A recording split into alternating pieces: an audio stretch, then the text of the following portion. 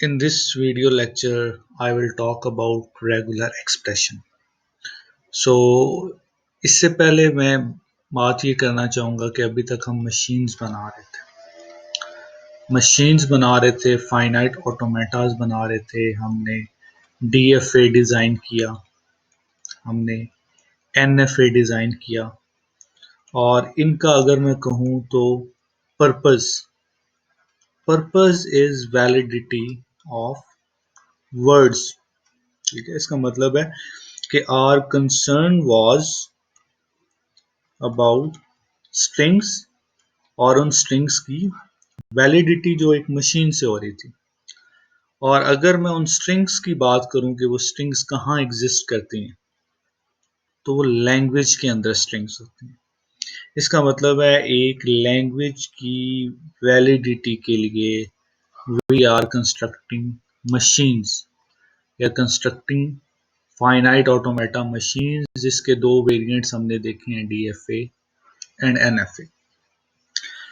और अब हम ये सोचते हैं कि जब हमारे पास डीएफए बन सकता था तो हम एनएफए की तरफ क्यों गए। एक मशीन अगर हम बना सकते हैं दैट इज डीएफए, और इसके ऊपर भी लैंग्वेज एक्सेप्ट हो रही है, और जो लैंग्वेज फाइनाइट ऑटोमेटा मशीन के ऊपर एक्सेप्ट होती है उसे आप कहते हो कि इट्स अ रेगुलर लैंग्वेज। ये रेगुलर लैंग्वेज को एक्सेप्ट करने की बात हो रही है, वैलिडिटी चेक करने की बात हो रही है। तो जब डीएफए एक मशीन काम कर सकती है तो why making another machine? So the answer is to reduce design complexity. Design complexity को रिड्यूस करने के लिए एनएफए को बनाया गया। एनएफए भी सेम उसी लैंग्वेज की वैलिडिटी चेक करती है, लेकिन इसमें क्या होता है, इसमें मल्टीपल पाथ होते हैं। एक पाथ ऐसा होता है जो फाइनल तक लेके जाता है। ये है कि वी हैव मैकेनिज्म प्रोसेसेस जिसमें एनएफए डीएफए पे भी कन्वर्ट होता है। तो बेसिकली इसको डिज़ाइन करने का पर्पस क्या है? Reduction of design complexity. इसी तरह से एक रेगुलर लैंग्वेज जो है, जिसकी वैलिडिटी या कह लो कि जिसके एक्सप्रेस करने के लिए, चेक करने के लिए हम मशीन्स बना रहे थे, वही काम हम और आसान तरीके से एक एक्सप्रेशन के थ्रू भी कर सकते हैं, और उस एक्सप्रेशन को आप कहते हो regular expression. Regular expression is used to define और एक्सप्रेस अ रेगुलर लैंग्वेज। इसमें भी काम वही होगा, उसी तरह से लैंग्वेज स्ट्रिंग्स बनेगी, और अब ये एक्सप्रेशन क्या कर रहा होगा? वैलिडेट कर रहा होगा उन सब चीज़ों। तो रेगुलर एक्सप्रेशन से पहले मैं यहाँ पे कुछ चीज़ें ऐड करना चाहूँगा, कुछ बातें ऐड करना चाहूँगा। और वो बातें कुछ इस तरह से हैं कि हम सब लोगों ने अरिथमेटिक एक्सप्रेशंस यूज़ किए होंगे प्रोग्रामिंग में, मैथमेटिक्स में। Let's suppose a is equal to 4 + 5, और you can say b is equal to c multiply by d। कोई भी अरिथमेटिक एक्सप्रेशन जो है, ये बनाने के लिए दो चीज़ों का होना बहुत ज़रूरी है। One is arithmetic operator and the other thing is operands. Operator और ऑपरेंड से आपका अरिथमेटिक एक्सप्रेशन बनता है।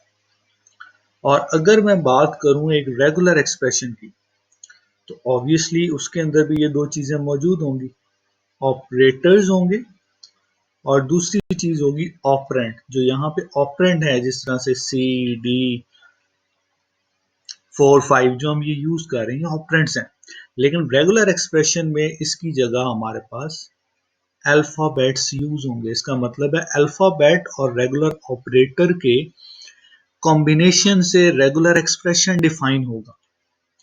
तो अब मैं इन चीज़ों को, ये चीज़ जो मैंने बेस बनाई थी, इस चीज़ को हम माइंड में रखेंगे और चलेंगे कि ऑपरेटर्स कौन कौन से हैं, और वो मैं आपको बता दूं, यूनियन का ऑपरेटर है, कनकैट का ऑपरेटर है, स्टार का ऑपरेटर है, पॉजिटिव क्लोजर या स्टार, या आप कह लो कि Kleene star and positive star और पॉजिटिव क्लोजर, आपके पास कुछ ऑपरेटर्स हैं, पैरेंथेसिस भी हैं और इनकी प्रेसिडेंस भी है। तो ये कुछ ऑपरेटर्स हैं जो हम रेगुलर एक्सप्रेशन को बनाते हुए जहन में रखेंगे, और इनकी रिप्रेजेंटेशन बता दूं, कनकैट के लिए डॉट यूज होता है, यूनियन के लिए प्लस यूज होता है, स्टार के लिए सुपरस्क्रिप्ट जो है, ये क्लीन स्टार के लिए सुपरस्क्रिप्ट में हम स्टार लिखते हैं, पॉजिटिव के लिए हम प्लस लिखते हैं सुपरस्क्रिप्ट में, और ये पैरेंथेसिस है। सो अब हम क्या करते हैं, इन बिल्डिंग ब्लॉक्स को यूज करते हुए हम लैंग्वेज कंस्ट्रक्शन से एक्सप्रेशन कंस्ट्रक्शन की तरफ आते हैं।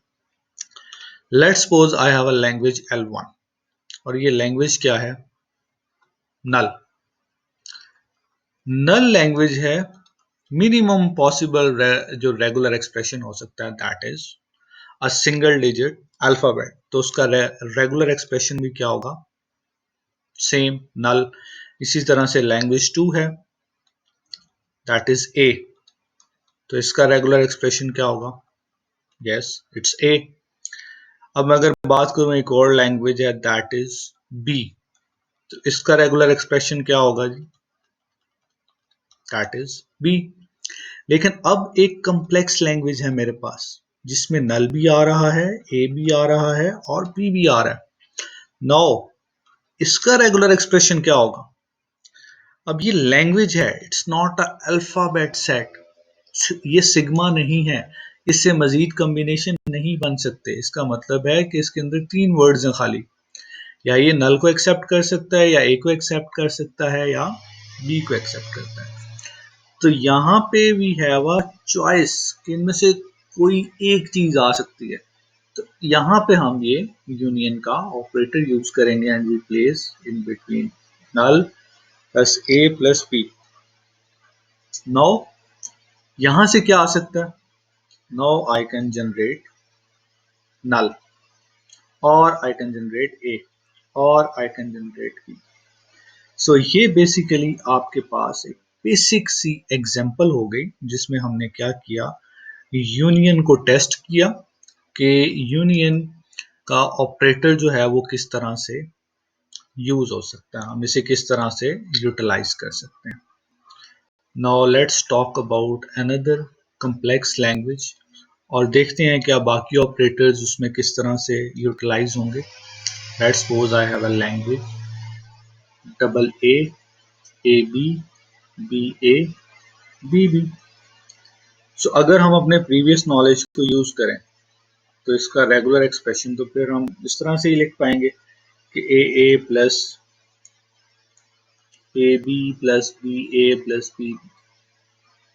आई can have any one combination इसमें से जो आ सके। लेकिन व्हाट अबाउट कि ये फाइनाइट लैंग्वेज ना हो, इट्स अ इनफाइनाइट लैंग्वेज, फिर तो हमारे लिए रेगुलर एक्सप्रेशन लिखना बहुत डिफिकल्ट हो जाएगा। इस वजह से हमें क्या करना चाहिए, हमें इस लैंग्वेज में से पैटर्न तलाश करने चाहिए। पहला पैटर्न क्या देखना चाहिए जी, लेंथ क्या है, कितनी पोजीशंस इसने ऑक्युपाई की हैं। अगर इसमें से देखा जाए तो वी कैन से कि इसमें से 2 पोजीशंस इसने ऑक्युपाई की हैं। अच्छा, फर्स्ट पोजीशन की अगर मैं बात करूं, फर्स्ट पोजीशन पे क्या आ रहा है, ए आ रहा है, ए आ रहा है, बी आ रहा है, बी आ रहा है। इसका मतलब है ए और बी में से कुछ भी आ रहा है। तो मैं यूनियन के ऑपरेटर को यूज करते हुए, ए बी को यूज करते हुए, I can write A plus B, then concatenate का ऑपरेटर ए प्लस बी। अब इससे क्या होगा, इससे I can generate these combination. अब इसमें से मैं ए जनरेट कर सकता हूं, कैसे, फर्स्ट पोजीशन से भी ए आ गया, सेकंड से भी ए आ गया। I can also generate BA. How? B from first and A from second position. तो इस तरह से हमारे पास ये एक बेसिक सी एग्जांपल्स हैं, बेसिक सा आप ये कह लें कि ओवरव्यू है रेगुलर एक्सप्रेशन का। अभी हम डिफरेंट एग्जांपल्स की तरफ जाएंगे और देखेंगे कि और कौन सी एग्जांपल्स बाकी ऑपरेटर्स को यूज करते हुए हम किस तरह से लेंगे। So that's all about today's lecture.